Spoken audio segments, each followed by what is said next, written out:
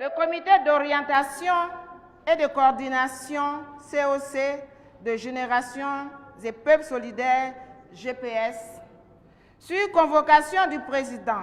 de Générations et Peuples Solidaires, à la suite de la tenue à Paris le vendredi 7 août 2020 d'une réunion d'urgence,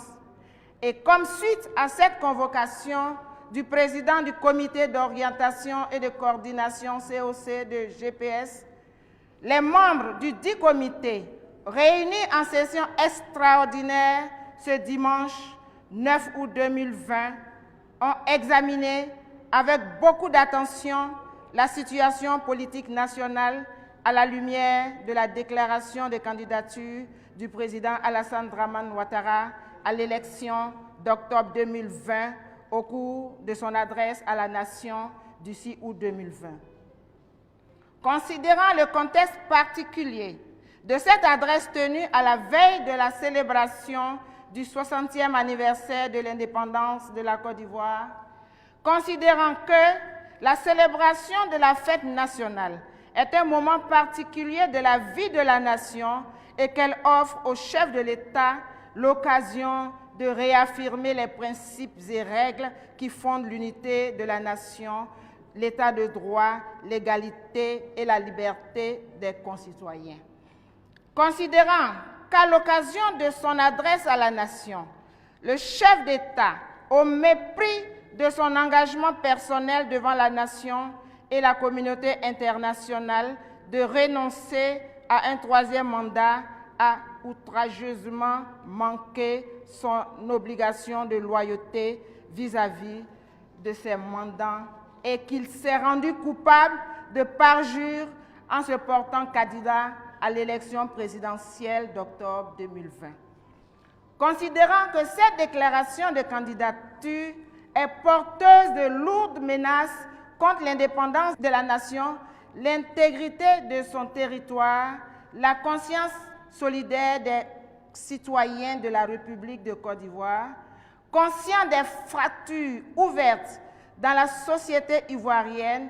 par la conduite, depuis 9 ans, d'une politique discriminatoire, attentatoire aux droits et libertés de nombreux citoyens ivoiriens, parmi lesquels on recense des autorités militaires, civiles et politiques injustement détenus dans les prisons de Côte d'Ivoire. Soucieux des risques d'aggravation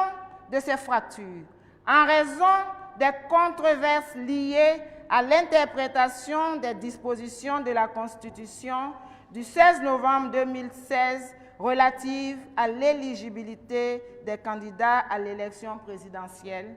considérant, sur la base des dires des rédacteurs de la dite Constitution et des écrits d'éminents constitutionnalistes, que la Constitution du 16 novembre 2016 étant conforme sur la question de la limitation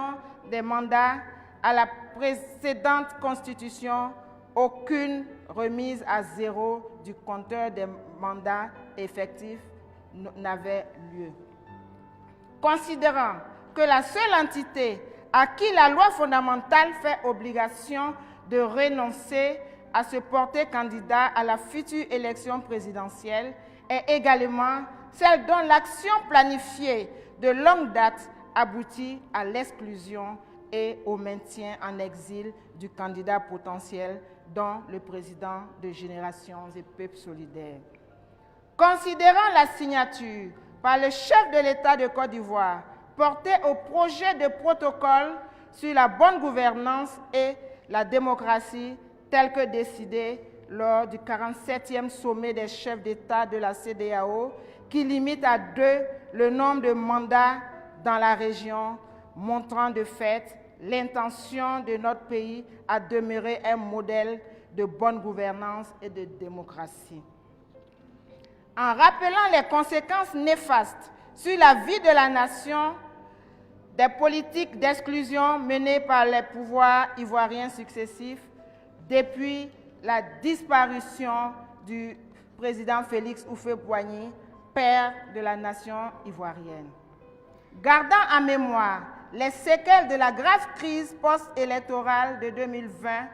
et tout particulièrement les rancœurs nées des affrontements civilo-militaires et le refus entêté par le président Alassane Dramane Ouattara de la promotion d'une véritable politique de réconciliation nationale. Mesurant l'ampleur des contestations liées à la préparation des opérations électorales d'octobre 2020, notamment en ce qui concerne la mise en œuvre des dispositions du Code électoral proprement dit, l'identification des électeurs, l'inscription sur les listes électorales, la délivrance des pièces d'identité, agissant en vertu des dispositions du chapitre 1er du titre 3 du règlement intérieur des GPS, apporte un soutien ferme et résolu à la candidature de M. Soro Kigbafori Guillaume à l'élection présidentielle d'octobre 2020. 2. Face à l'agression extrême de l'indépendance du peuple souverain de Côte d'Ivoire par la candidature anticonstitutionnelle d'Alassane Ouattara, décide de donner plein pouvoir au président de GPS pour entreprendre, en lien avec l'ensemble des partis et mouvements d'opposition, la lutte pour le changement démocratique en Côte d'Ivoire. 3. Sans préjudice des décisions qui seront prises par le président de GPS en vertu des pouvoirs qui lui dévolus, au point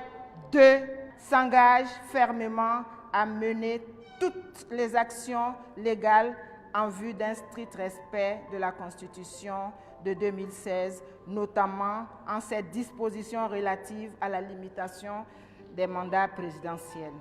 Invite le peuple souverain de Côte d'Ivoire, dans toutes ses composantes, sans distinction d'appartenance politique, religieuse ou même ethnique, à s'engager résolument et sans équivoque dans la défense de sa dignité chèrement acquise par ses illustres défensiers, dignité aujourd'hui bafouée par un groupement d'intérêts économiques au pouvoir dont l'objectif principal reste la soumission de force du pays pour des intérêts strictement privés. Prie le comité d'orientation et de coordination de rester à l'écoute des mots d'ordre du président de GPS pour la conduite de la lutte en vue de l'obtention de conditions favorables à l'organisation d'une élection présidentielle inclusive, juste et transparente, seule garantie d'une paix durable en Côte d'Ivoire. Fait à Abidjan, le 9 août 2020, le comité, je vous remercie.